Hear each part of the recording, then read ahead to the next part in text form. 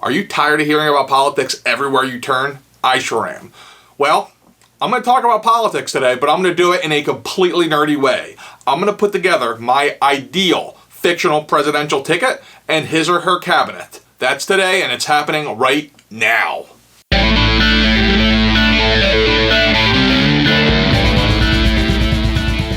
What's up, guys? Welcome back to my channel. Welcome back to Nerdzoic.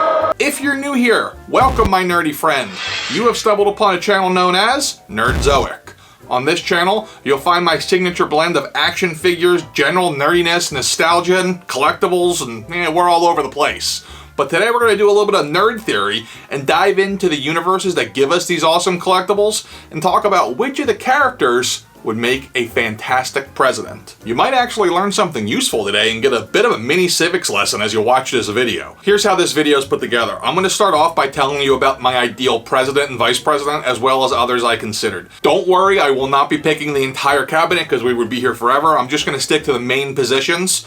Alright, kill this music, let's get to something patriotic, and let's talk about who I want to be President of the United States. We're going to start off with the President. Now, for those of you who don't know, the President is the head of state in the government here in the United States of America, as well as the Commander-in-Chief of our armed forces. So who did I pick? There's only one person in my mind who would be the ideal fictional president, and that is President Steve Rogers. That's right, Captain America.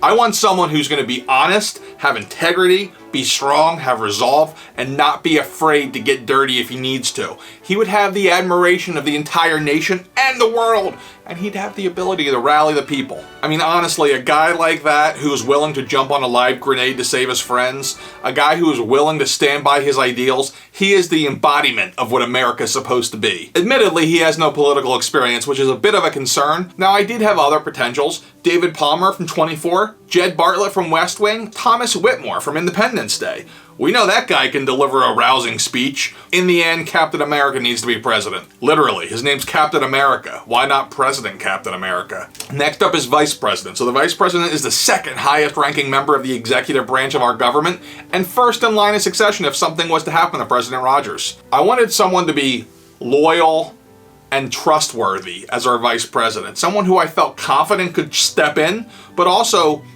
would have no problem being number two.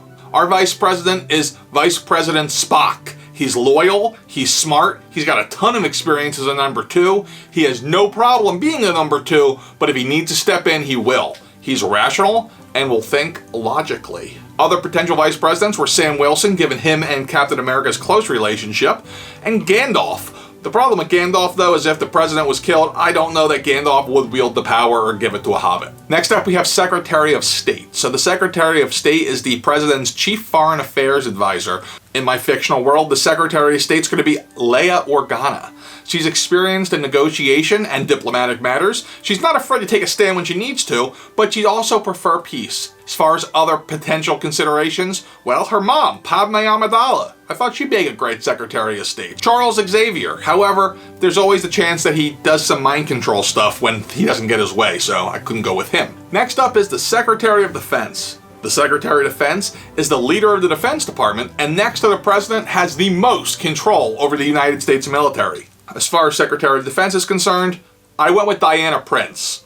Why? She's Wonder Woman. She's a perfect combination of strength and compassion. She'll avoid conflict, but she'll engage if she must, and she'll kick butt. Other potentials I consider were Carol Danvers, aka Captain Marvel, for the same reason. I also considered Tyrion Lannister, but I figured there'd be way too many scandals. I mean, let's face it, the guy literally says he drinks, he knows things, and he also has a little bit of a lady problem.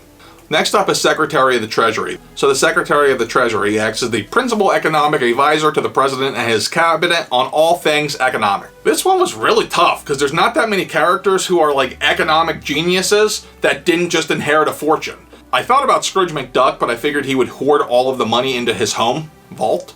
So I ended up going with Adrian Veidt. Now, you guys might not be familiar with who this is. He's a character from The Watchmen. He's actually the villain, so this is potentially a pitfall in my plan here.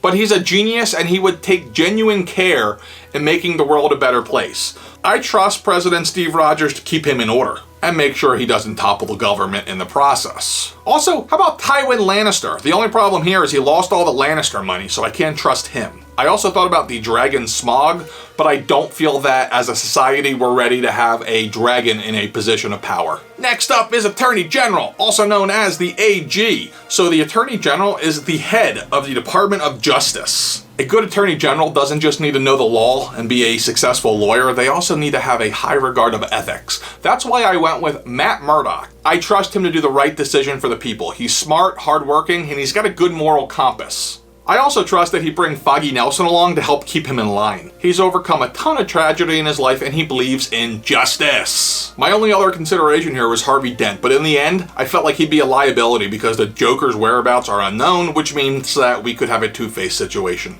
Next up is the Secretary of Homeland Security. Their job is to defend against terrorism and improve overall security within our borders. I ended up going with Jack Bauer because who else, right? He's got experience, he ran CTU. Unfortunately, he is a bit of a potential liability when he makes decisions on his own, and he could possibly cause a World War III, but I think that he is the man for the job, okay? Cybersecurity could also be an issue. He's not exactly a tech genius. I did consider others. For the tech part, I thought about Tony Stark, but I do get concerned that he might have double interest given the fact that he sold weapons around the world. Also, his relationship with Captain America it's been on shaky ground over the last decade or so. Other people I considered for the head of Homeland Security, how about Admiral Ackbar? He'd do a really good job telling us about traps ahead of time. It's a trap! I also thought about John McClane, but he's more used to working alone even though he's tough and smart. But he does understand that the bad guy's goal is usually about the money. Next up is Director of National Intelligence. This person is the head of the intelligence community. Who else but Nick Fury? The man ran S.H.I.E.L.D. Now granted, he did allow Hydra to kind of sneak in there, or have always been there, and he didn't notice. I guess that's kind of a problem. But he's Nick Fury. I trust him. He put the Avengers together. He's my pick. I also considered Severus Snape, who is an underrated spy in his own right. I mean, think about it for a moment.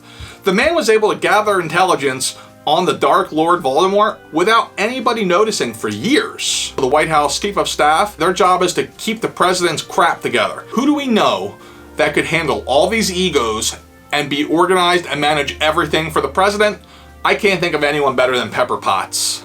Other potentials I included Richard Splett from Veep, Alfred Pennyworth, and literally any protocol droid not named C-3PO. Question of the day, what problems do you foresee happening with the administration as I have laid it out? Will we end up all dead, or will they lead us to a universal utopia of prosperity and peace? Who knows? I hope you enjoyed this video. Usually I talk about action figures, so this was a step outside the norm on the channel today. If you enjoyed it, hit subscribe and you might find my other content interesting. In fact, check out the video that YouTube's recommended on the screen right now. Until next time, be cool and stay nerdy.